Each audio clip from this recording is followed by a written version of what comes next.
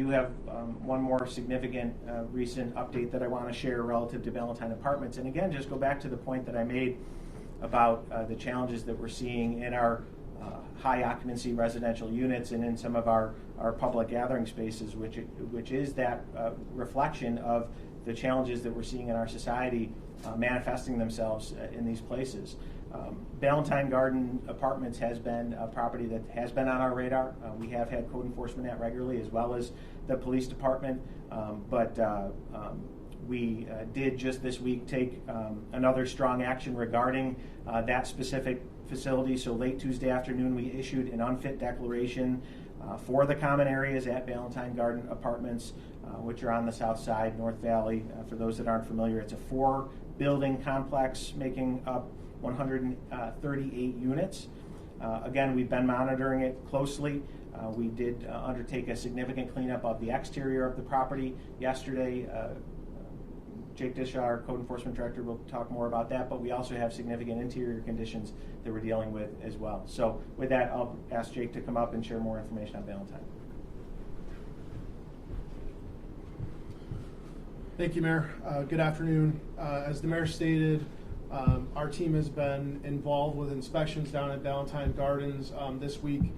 Late last week, we were notified by the management company that they were no longer responsible for managing the property and they were no longer involved. So since then, our team has been on site trying to get in units and investigate conditions at the apartment complex. On Tuesday of this week, since there's no maintenance on site or involved at all, coming in at all to do any cleanups, there was trash all over the place.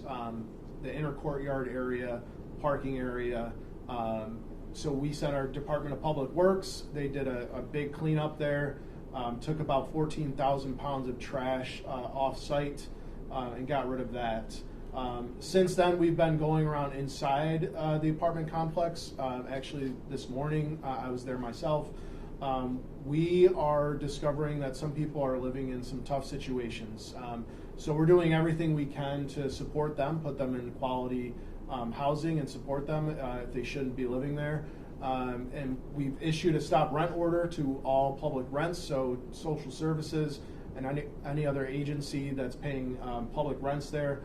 All that's been halted, and an unfit declaration has been designated on the entire property based on the exterior conditions and the common area conditions. So this is very similar to the actions we took at the Skyline apartment. It's an ongoing investigation. We haven't been in every apartment unit that's in there. We're not sure exactly how many units are occupied at this moment, but we will be doing that in the coming days, and we will make sure that we take any action needed to address the problem. Questions? Jay, have you declared any of the individual apartments unfit? Have you had to move people out? This morning we found one. So as stated, we'll continue to go through the unit and see if there's others, but at this time only one additional unit was found since that unfit declaration.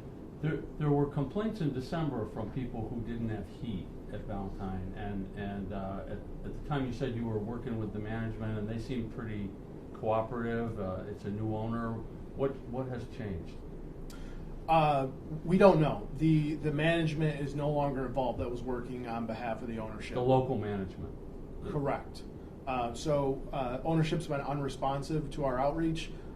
No one is on site. No one's in the office. No one's collecting rents on site. Tenants don't know who to go to. But at this time, we've only found the one unit this morning that we did remove somebody out of. They've been relocated and they're going through assistance with our city team and with our county partners. And we're going to continue to go through the complex, the rest of today and tomorrow. What were the conditions that forced you to remove the person? Sure. Leaks, buckling floors from leaks, sewage backups, mold, unsanitary conditions. The hallways are very similar to what we've seen in other cases. I'll point to Skyline. So we found urine, feces. We have not found evidence of drug use. So in the equation here. But trash, there's zero maintenance, so no one's taking trash out. So there's trash everywhere. Trash in the hallways, trash in the stairwells, trash outside the buildings, and that's part of why we did the big cleanup outside. And we'll continue to take action as needed to ensure the safety and well-being of the occupants that remain at Ballantyne Garden. What comes next? What's the next sort of recourse to try to get ownership to listen to these concerns? Well, of course, we want voluntary compliance, but if that does not happen, we will do everything that we need to do, to get that action, to get that response. So that includes everything that we've done with Green National. If we need to look into receivership, we will. If we need to take other steps like nuisance abatement or emergency repair, we'll do so. We will not tolerate landlords in this city, whether you own a one-family, a two-family, or a large apartment complex, to allow our constituents and our neighbors to live like this. No one deserves to live in an environment like that, and we won't tolerate it. So we will take any step necessary to address the problem. Is it disheartening to you we've seen you several times recently, specifically with Green National Properties, but now with another larger property that you're declaring unfit in some way for humans to live there? Is that hard to do? Are we just hearing about it more? You're on top of it? No, I think the mayor spoke to it a little bit. I think we're seeing some spillover from things, directly or indirectly related to the pandemic. But it's disheartening, but we have a duty to protect our citizens, and that's what we're going to do.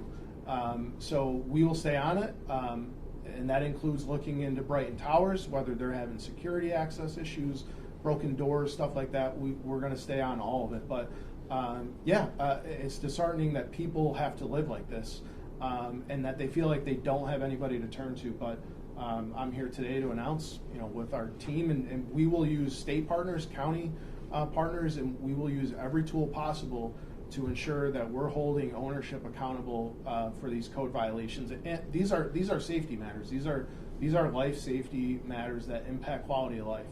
The receivership hearing still on for the 10th? The unfit declaration was related to the common areas and I think the sewage backup. But there are probably other citations. How many code violations are there at Ballantyne Garden? At this time, I don't have an accurate number, but it's probably around 50 to 70 is my best estimate. I'd have to look. And how long has the management company been gone? We were notified last Thursday afternoon. But it could have been longer. Or right around there. I mean, I guess maybe the day before, but we were notified the 17th. Did that management company give you any information as to why they were discontinued? We believe the ownership might be going in a different direction, but they've been silent. We haven't heard from them. Is there a sense, they're not collecting rent, they don't have anybody managing the property, it's like they abandoned it? We hope that's not the case, but regardless of what the owners are doing, we're going to take action. Are they up to date with their taxes? I don't know that at this time. How are these situations affecting the resources of your department? Well, this is what we do every day, all day. We, like police and fire, we have boots on the ground. We're not uniform or sworn officers, but we have housing inspectors, building inspectors. We have people that are out in these, in these settings daily. So it's just shifting a little bit more focus to it, but it's, as problems arise, we try to be proactive and find out about this stuff before it gets out of control. But, this is one where it seems like a lot of this stuff wasn't getting reported from tenants. So we're trying to work around why that is. We do have a high occupancy and monitoring enforcement unit, and that's what we've used at these other large apartment complexes. And that's the team that will be responding and working on this along with other partners in government. We'll take a couple more on this, and then the deputy mayor will be on.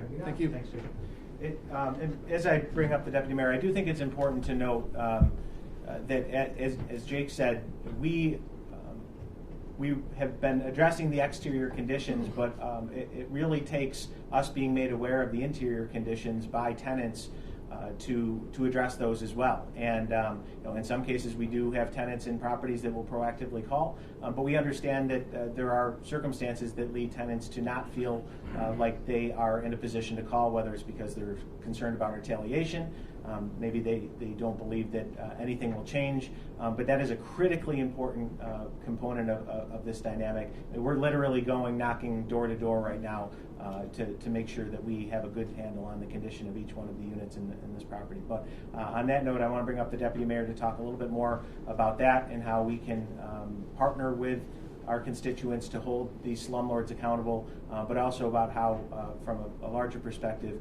we need to continue to be collecting data to make sure that we're investing our resources where they are most needed. Deputy Mayor. Thank you, Mayor. Jake actually stole my thunder. Listen, as a human being, your vitality depends on your ability to go home to a safe, healthy place to lay your head. And so as Jake spoke, he and I are kindred spirits in this. We have no tolerance for this. If you are a property owner in the city of Syracuse and your property houses individuals, you are responsible for ensuring that they're living in a safe, healthy, affordable location. And if you don't, we will use every means we have to come after you. You cannot own property in this building. We don't know what's going on with the property owners at Ballantyne. It is very unfortunate. It is very frustrating.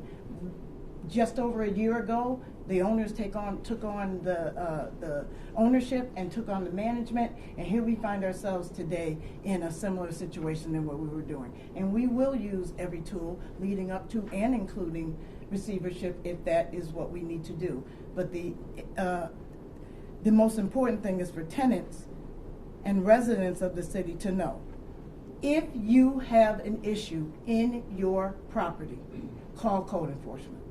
448-8695.